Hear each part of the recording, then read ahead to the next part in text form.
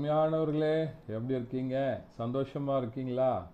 நிச்சயமாகவே நீங்கள் சந்தோஷமாக, மகிழ்ச்சியாக, ஆசீர்வாதமாக, நல்ல சுகமாக இருக்க வேண்டும் என்று சொல்லி ஆண்டவருக்குள்ளே உங்களை வாழ்த்துகின்றேன்.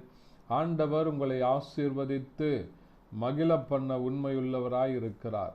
தொடர்ந்து இந்த காலையில் கர்த்தருடன் என்கிறதான யூடியூப் நிகழ்ச்சியை பாருங்க, மற்றவர்களோடு கூட பகிர்ந்து கொள்ளுங்க. ஆண்டவர் உங்களை ஆசீர்வதித்து பெருக பண்ணுவார். இந்த நாள்லேயும் ஒரு நல்ல அருமையான கர்த்தருடைய ஆண்டவருடைய வார்த்தை, லூக்கா எழுதின சுவிசேஷம் 1ஆம் அதிகாரம் அதனுடைய 13வது வசனம் இப்படியா சொல்கிறது: தூதன் அவனை நோக்கி, சகரியாவே பயப்படாதே, உன் வேண்டுதல்கள் கேட்கப்பட்டது என்று சொல்லுகிற அருமையான ஆண்டவருடைய வார்த்தையை பார்க்கிறோம்.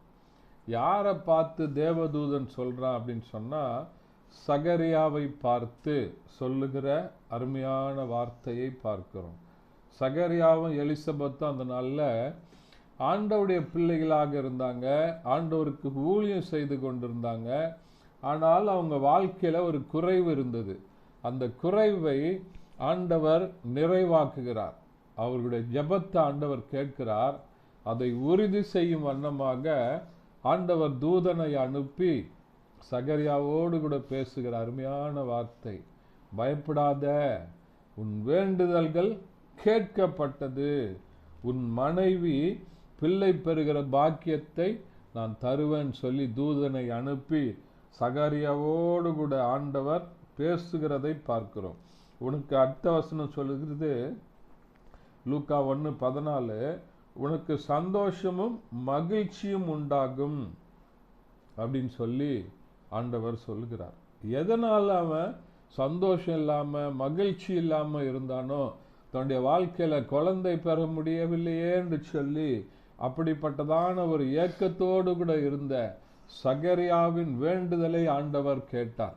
பயப்படாத, உன்னுடைய வேண்டுதல்கள் கேட்கப்பட்டது அப்படின்னு சொல்லி சொன்ன அதே ஆண்டவர் அதே வசனத்தின் மூலமாக இதனால் உங்களோடு கூட பேசுகிறார். அநேக நாட்களாக உங்களுடைய இருக்கிற வாழ்க்கையில காணப்படுகிற குறைவுகள், ஆண்டவரே இந்த காரியம் நடக்கலையே, இவ்வளவு நாளா நான் ஜபிச்சுக்கிட்டு இருக்கேன், உங்க பிள்ளையாகவே இருக்கிறேனே அப்படின்னு சொல்லி இந்த நாளில் யோசிக்கிறீங்களா? கலங்கி கொண்டிருக்கிறீங்களா? பயப்படாதீங்க.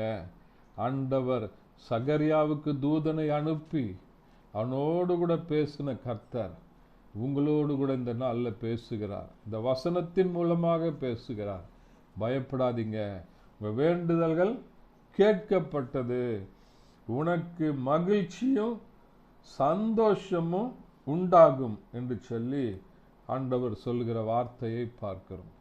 இந்த நாளில் இந்த வசனத்தை பிடித்து நீங்க ஜெபம் பண்ணுங்க. ஆண்டவர் உங்களுக்கு அற்புதங்களை செய்வார், உங்களுடைய வேண்டுதல்களை கேட்பார், உங்களுக்கு மகிழ்ச்சியை கொடுப்பார், சந்தோஷத்தை கொடுப்பார், நிறைவான ஒரு சமாதானத்தை கட்டளையிடுவார். எது உங்க வாழ்க்கையில இவ்வளவு நாள் நடக்கலையேன்னு சொல்லி எதிர்பார்க்கிறீங்களோ அந்த காரியத்தை இந்த நாளில் ஆண்டவர் உங்களுக்கு நிறைவேற்றி கொடுக்க உண்மையுள்ளவராக இருக்கிறார். ஜெபிக்கலாமா? பரிசுத்த பிதாவே, உம்மை துதிக்கிறோம், உம்மை ஸ்தோத்தரிக்கிறோம், உம்முடைய நாமத்தை மையப்படுத்துகிறப்பா.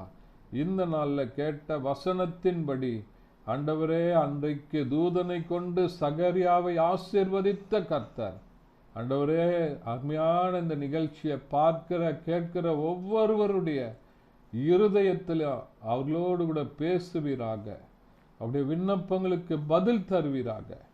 இயேசுவின் நாமத்தில் பிதாவே, ஆமென். Thank you. God bless you.